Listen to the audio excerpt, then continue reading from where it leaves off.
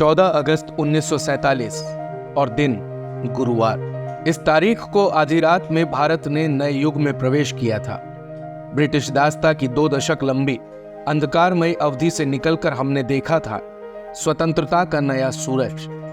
इस दौरान तत्कालीन भारतीय विधान परिषद की आधी रात में हुई बैठक के बाद भारत की आजादी का ऐलान हुआ।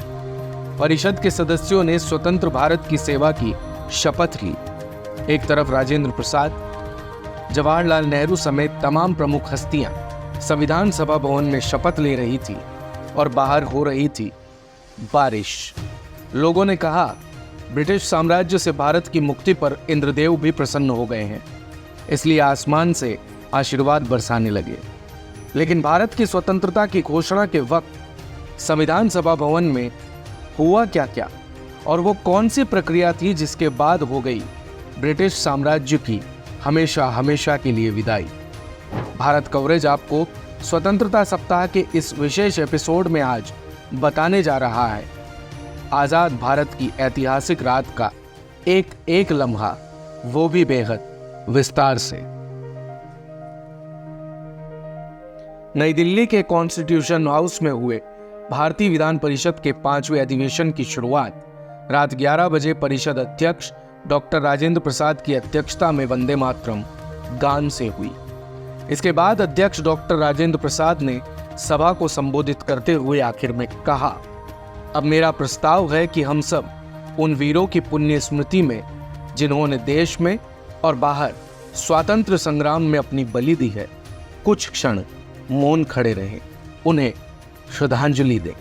अध्यक्ष के कहने पर पूरी सभा 2 मिनट तक मौन खड़ी रही। अध्यक्ष ने जवाहरलाल नेहरू से सदस्यों के शपथ ग्रहण संबंधी प्रस्ताव को पेश करने को कहा।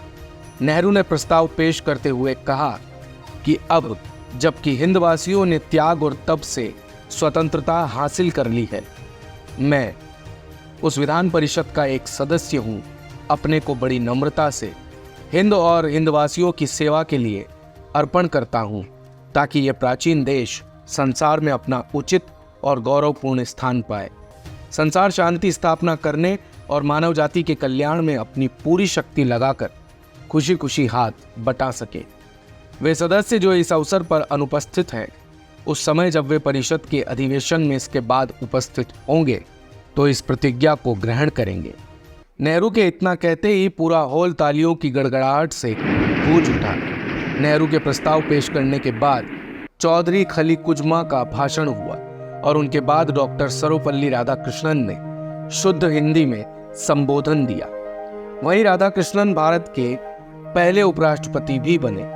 फिर अध्यक्ष डॉक्टर राजेंद्र प्रसाद ने कहा, अब मैं प्रस्ताव पर मत लूंगा। सदस्यगण ने स्वीकार है कहकर अपनी स्वीकृति दी और प्रस्ताव हुआ स्वीकार। घड़ी के 12 बजते ही अध्यक्ष और सदस्यगण खड़े हो गए और पूर्व निर्धारित विधि से शपथ ली। अध्यक्ष ने प्रतिज्ञा का एक एक वाक्य पहले हिंदुस्तानी में और फिर अंग्रेजी में पढ़ा और सदस्यों ने उसे दोहराया। भारतीय विधान परिषद ने ब्रिटिश साम्राज्य के हाथों से भारत की सत्ता अपने हाथों में ली और आजाद भारत की पहली सरकार ने लॉर्ड माउंटबेटन को गवर्नर जनरल नियुक्त किए जाने का फैसला किया। इस प्रक्रिया के बाद संविधान सभा में भारत का राष्ट्रीय झंडा लाया गया। अध्यक्ष बोले, अब भारतीय महिला समाज की ओर से श्रीमती हंसा मेहता राष्ट्रीय पताका भेंट करेगी। इस पर हंसा मेहता ने राष्ट्रीय झंडा भेंट कर उन महिलाओं की सूची सौंपी जिन्होंने इस महोत्सव में सम्मिलित होने की इच्छा प्रकट की थी। इस मौके पर हंसा मेहता ने छोटा सा भाषण भी दिया, जिसके बाद सभा में सारे जहां से अच्छा हिंदोस्ता हमारा और जनगण मन अधिनायक जय है शीर्षक कविताओं की प्रथम चंद पंक्तियों का गान सुचिता कृपलानी ने किया। इसके बाद सभा अध्यक्ष डॉक्टर राजेंद्र प्रसाद ने सभा के स्थगन की घोषणा की, जिसके बाद सभा शुक्रवार 15 अगस्त सन 1947 ईस्वी को प्रातः 10 बजे के लिए हुई स्थगित।